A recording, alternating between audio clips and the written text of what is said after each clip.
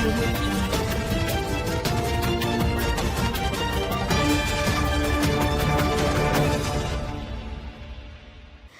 मैं प्रिया। आप देख रहे हैं आंचलिक खबरें, अपनों की खबर आप तक। आइए नजर डालते हैं दिन भर की बड़ी खबरों पर। प्रधानमंत्री नरेंद्र मोदी ने देशवासियों को दी क्रिसमस की शुभकामनाएं। देश भर में क्रिसमस का पर्व उत्साह और उल्लास के साथ मनाया जा रहा है। इस खास मौके पर प्रधानमंत्री नरेंद्र मोदी ने दिल्ली के CBCI सेंटर में आयोजित क्रिसमस समारोह में हिस्सा लिया। कार्यक्रम में पीएम मोदी ने कार्डिनल, बिशप और चर्च के सदस्यों से गहन चर्चा की और सभी को क्रिसमस की शुभकामनाएं दी। प्रधानमंत्री ने प्रभु यीशु मसीह की शिक्षाओं पर प्रकाश डालते हुए कहा कि क्रिसमस प्रेम, करुणा और सेवा का संदेश देता है। उन्होंने समाज में भाईचारा और सद्भाव बढ़ाने की अपील की। साथ ही समाज में बढ़ती हिंसा और विभाजन के प्रयासों पर चिंता व्यक्त की। पीएम मोदी ने 2019 के श्रीलंका ईस्टर बम विस्फोट और जर्मनी के क्रिसमस बाजार पर हुए हमले का उल्लेख करते हुए कहा कि ऐसे खतरों से निपटने के लिए एकता आवश्यक है। उन्होंने जोर देकर कहा कि जब हम एकजुट होते हैं तो बड़ी से बड़ी चुनौतियों का सामना संभव है। अटल जयंती पर पीएम मोदी ने किया केन बेतवा परियोजना का शिलान्यास। केन बेतवा लिंक मध्य प्रदेश और यूपी को मिलेगी सिंचाई और पेयजल सुविधा। प्रधानमंत्री नरेंद्र मोदी आज पूर्व प्रधानमंत्री और भारत रत्न स्वर्गीय अटल बिहारी वाजपेयी की 100वीं जयंती पर मध्य प्रदेश के खजुराहो का दौरा करेंगे। इस अवसर पर वह देश की पहली महत्वाकांक्षी केन बेतवा राष्ट्रीय नदी जोड़ो परियोजना का शिलान्यास करेंगे और ओंकारेश्वर फ्लोटिंग सौर परियोजना का लोकार्पण करेंगे। साथ ही 1153 अटल ग्राम सुशासन भवनों का भूमि पूजन और स्वर्गीय वाजपेयी की स्मृति में स्टैंप व सिक्के जारी करेंगे। केन बेतवा लिंक परियोजना से मध्य प्रदेश के 10 जिलों में 8.11 लाख हेक्टेयर भूमि सिंचित होगी, जिससे 44 लाख किसान परिवार लाभान्वित होंगे। ये परियोजना उत्तर प्रदेश के 59,000 हेक्टेयर क्षेत्र में सिंचाई सुविधा प्रदान करेगी और दोनों राज्यों में कुल 65 लाख लोगों को पेयजल उपलब्ध कराएगी। कार्यक्रम में राज्यपाल मुंगभाई पटेल, मुख्यमंत्री डॉक्टर मोहन यादव और केंद्रीय जल शक्ति मंत्री CR पाटिल भी उपस्थित रहेंगे। सुशासन दिवस पर जन कल्याण विभाग का हुआ आयोजन। 11 दिसंबर 2024 से 26 जनवरी 2025 तक चलेगा जन कल्याण अभियान। सुशासन दिवस पर उमरिया जिले के बिरसिंहपुर पाली में मुख्यमंत्री जन कल्याण विभाग का आयोजन किया गया। इसमें आदिम जाति कल्याण विभाग के कैबिनेट मंत्री नागर सिंह चौहान ने भाग लिया। प्रदेश में 11 दिसंबर 2024 से 26 जनवरी 2025 तक मुख्यमंत्री जन कल्याण अभियान चलाया जा रहा है, जिसका उद्देश्य केंद्र और राज्य सरकार की योजनाओं को 100% हितग्राहियों तक पहुंचाना है। अभियान के तहत विभिन्न विभागों की विकास गतिविधियों और कार्य का लोकार्पण किया गया।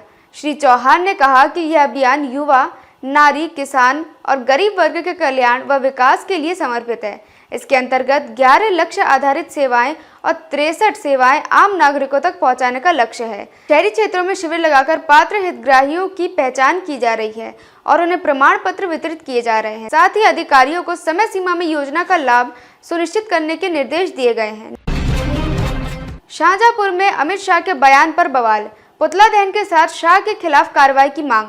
शाहजहांपुर के पोलाई कला में अमित शाह के बयान को लेकर विवाद खड़ा हो गया है। आजाद समाज पार्टी ने शाह के बयान के खिलाफ विरोध प्रदर्शन किया और उनका पुतला दहन किया। असपा जिला अध्यक्ष राजेश गोयल ने बताया कि शाह के बयान से पार्टी और बाबा साहेब के अनुयायियों में गहरा आक्रोश है। उन्होंने कहा कि विरोध प्रदर्शन जिले में लगातार जारी रहेगा। पोलाई कला तहसील में आयोजित इस विरोध प्रदर्शन का नेतृत्व महासचिव अभिषेक खेलवाल ने किया। असपा ने अमित शाह के बयान की निंदा करते हुए उनके खिलाफ कार्रवाई की मांग की।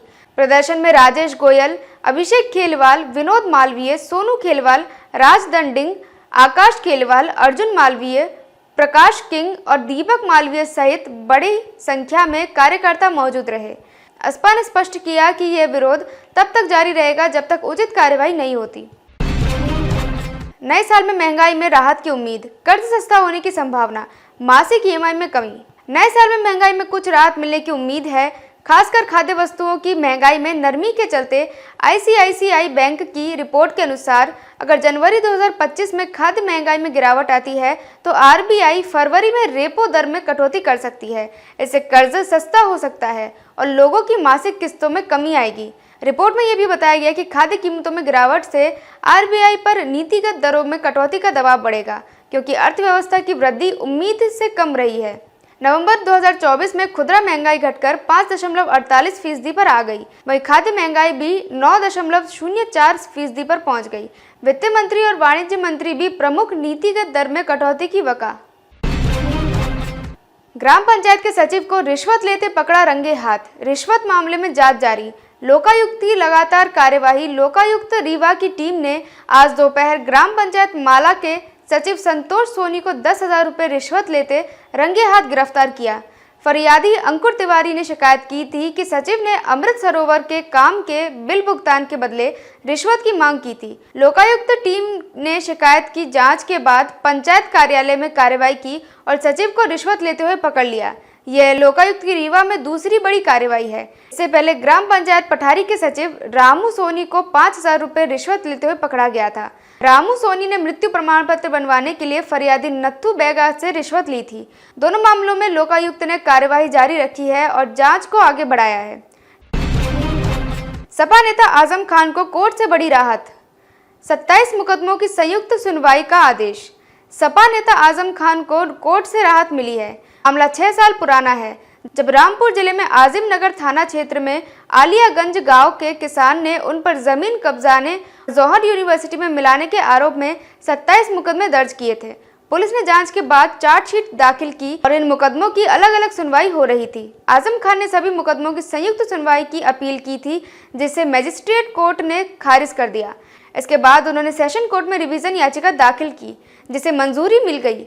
अब सभी मुकदमों की एक साथ सुनवाई होगी। इससे कोर्ट का समय बचेगा और मामला तेजी से निपट सकेगा। जौहर यूनिवर्सिटी विवाद के कारण लंबे समय से चर्चा में रहे आजम खान के लिए यह निर्णय बड़ी राहत लेकर आया है। अमित शाह की टिप्पणी पर सपा का आक्रोश। 26 दिसंबर को अयोध्या में धरना प्रदर्शन। सपा सांसद अवधेश प्रसाद ने अमित शाह की बर्खास्तगी की मांग उठाई। केंद्रीय गृह मंत्री अमित शाह की डॉक्टर भीमराव अंबेडकर पर की गई टिप्पणी को लेकर समाजवादी पार्टी ने विरोध तेज कर दिया है। सपा सांसद अवधेश प्रसाद ने 26 दिसंबर को अयोध्या के मिक्कीपुर में चौराहा नंबर 5 पर धरना प्रदर्शन का ऐलान किया है। इस प्रदर्शन में अमित शाह से सार्वजनिक माफी की मांग की जाएगी। अवधेश प्रसाद ने कहा कि गृह मंत्री की टिप्पणी ने डॉक्टर अंबेडकर के समर्थकों की भावनाओं को ठेस पहुंचाई है और यदि माफी नहीं मांगी गई तो राष्ट्रपति से शाह की बर्खास्ती की मांग की जाएगी। सपा पहले ही 21 दिसंबर को इस मुद्दे पर राज्यव्यापी प्रदर्शन कर चुकी है। इसके साथ ही रोजा गांव चीनी मिल में किसान की पिटाई की घटना पर भी पार्टी ने कड़ी नाराजगी जताई है और सख्त कार्रवाई की मांग की है। सपा ने इन दोनों मुद्दों पर आंदोलन का आह्वान किया है। बसपा ने अमित शाह की विवादित टिप्पणी पर जताई नाराजगी।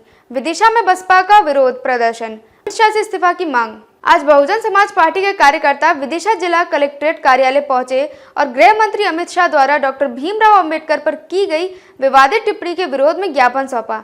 बसपा के जिला अध्यक्ष रूप सिंह पहलवान ने कहा कि गृह मंत्री को बाबा साहेब के प्रति अपमानजनक भाषा का प्रयोग नहीं करना चाहिए था। उन्होंने इसे अनुचित और अस्वीकार्य बताया है। रूप सिंह पहलवान ने कहा, यह तो बस शुरुआत है, आगे और लड़ाई होगी। उन्होंने अमित शाह से इस्तीफा की मांग करते हुए राष्ट्रपति के नाम ज्ञापन प्रस्तुत किया। इस प्रदर्शन में बसपा के प्रमुख पदाधिकारी और कार्यकर्ता जैसे इमरत लाल तिलवार, लखपत सिंह ठकरोले, अके सिंह अहिरवार, महाराज सिंह दिवाकर और जानकी प्रसाद अहिरवार सहित अन्य कार्यकर्ता शामिल हुए। बसपा ने इस मुद्दे पर कड़ा रुख अपनाते हुए अमित शाह के बयान की निंदा की और उनके इस्तीफा के लिए ठोस कदम उठाने की मांग की। दाऊदी बोहरा समाज ने धर्मगुरु के आदेश का किया स्वागत।